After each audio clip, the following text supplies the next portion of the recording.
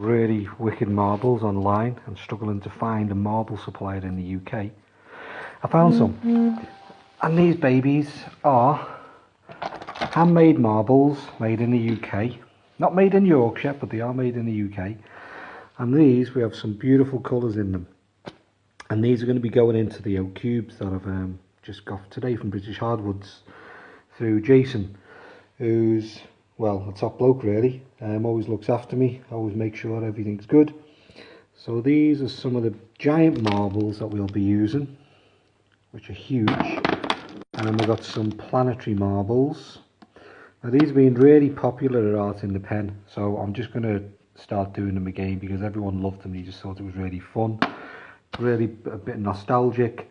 So we've got a big selection of marbles. I've got some more as well. And then Kath, my other half, decided that maybe we should do a new design. So she had the idea of using Lego in one of the oak cubes. So she's made this really cool, this is its overview, Lego, I'd call it a Lego garden.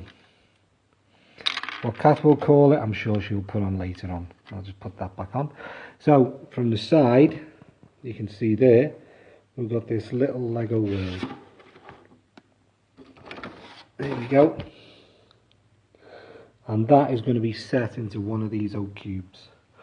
So today we picked up 7 of these. These are 5 years old. Well, sorry, not 5 years old. 5-year aged oak. So we've got 7 to work on. And there's another one under all the marbles. And the 6 there. So we're going to be making 4 marble cubes with marbles inset on the top. And maybe a feature on the front that I'm not going to talk about. Because I'll tell you now, these are totally original. I've never seen anybody do anything like this before. The oak cubes that I'm making to seats are original. You won't find them anywhere else. Etsy, internet, anywhere. You probably will in about 6 months when people cop onto the idea. But what we're doing is we're turning these into lounge seats. You can see them unfinished. But by the time they are finished, I'll take you over here. Excuse me, because I don't want you to see all the secrets in the workshop. You can see that this one, which is the starfish cube with the bronze and copper leaf inside, which just needs some refinement to finish. And then we have what I call a sea clock. And the sea clock is my interpretation of time, because I hate clocks. I can't stand the noise of clocks. I just don't like clocks at all. So I'm making my silent sea clock, because this is my sort of reflection on nature. So I've picked up a load of shells with Catherine about 2 years ago. A little oyster cell in the centre. There's no fingers for this clock, because it ain't telling you the time. It's telling you no time. And that is finished with bronze leaf underneath. And then this one has been set above, so that when you look at it from the side, you'll be able to go round and see each shell individually. So it's almost like a 3D clock. So that's the top, and then that will be the side.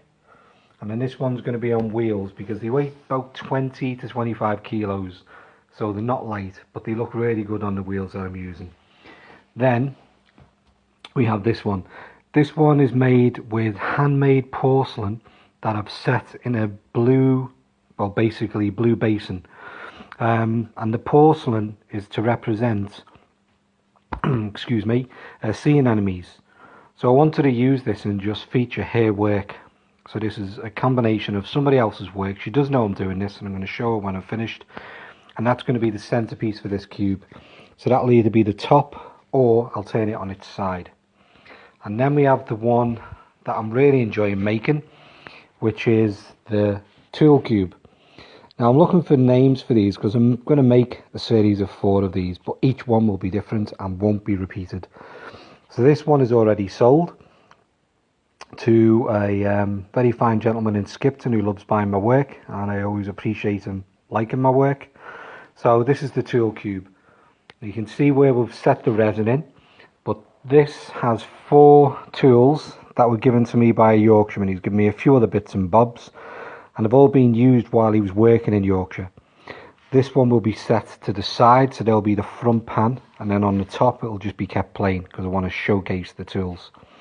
So we're going to be doing some more with railway tools. I'm going to be doing one with a book in. So I'm looking for ideas for a book of poetry or a book of fiction or non-fiction where I can turn one page and have that text to be read, and that'll be cast in resin. So if you've got any suggestions for a book, a famous book or a non-famous book with a certain bit of text that you think would look really good as if it's being read and that'll be opened on the top of the oak cube, then let me know. And thanks for everyone for watching. Hi Chris. Yeah, it's good. I mean, what I love about what I'm doing is that there's no sort of limit to the ideas. So everything I'm doing at the moment is fully original because I'm being inspired every time I look around the workshop or I'm walking around different places. And the marbles started off from me being 7 and just thinking about those games you like to play. The bronze gilding is just because I love working in bronze. It's just one of those sorts of things that shine, that draws people in.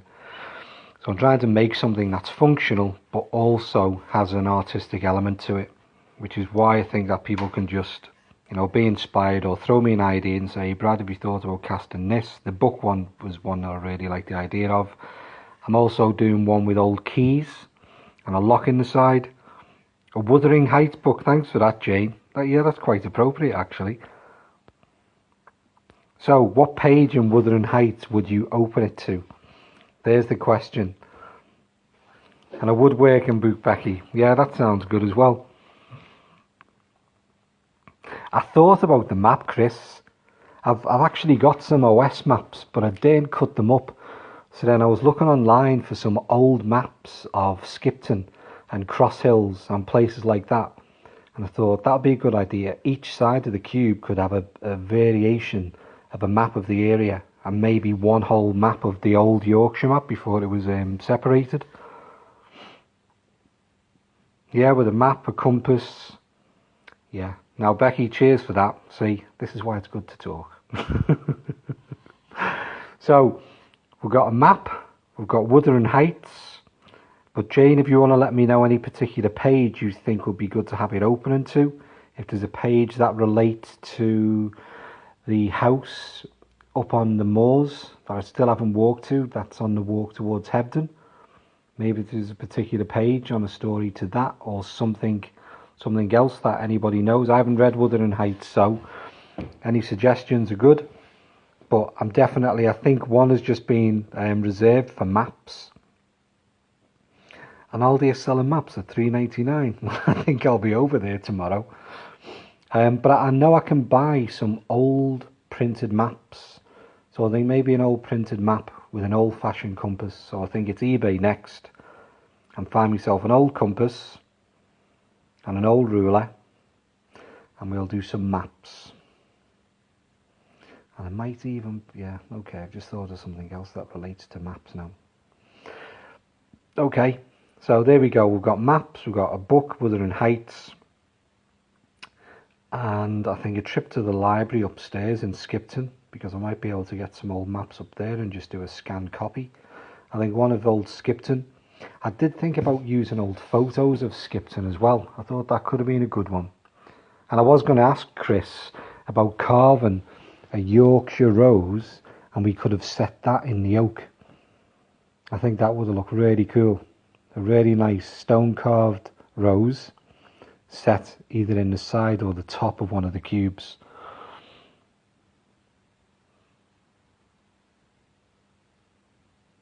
Yeah, so we've got some good ideas there, but if you've got any more, especially about books or a book of poetry, if anybody knows any poets that are local to Skipton, Keighley, Cross Hills, or anywhere like that, then let me know, because I could include somebody's poetry in there, maybe do a page from each person.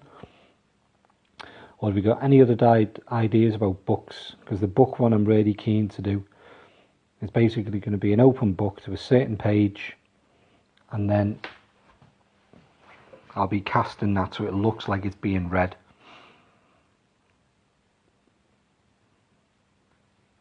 But I think one of the other ones that I'd like to do is the keys. I found myself a load of old-fashioned keys and I've got some coming from China which are really unusual.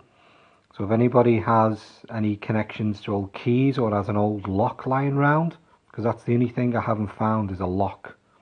So an old door lock or any old locks that are really rusty, the rustier the better, let me know. We can do a trade. So I think that is going to be me for this evening.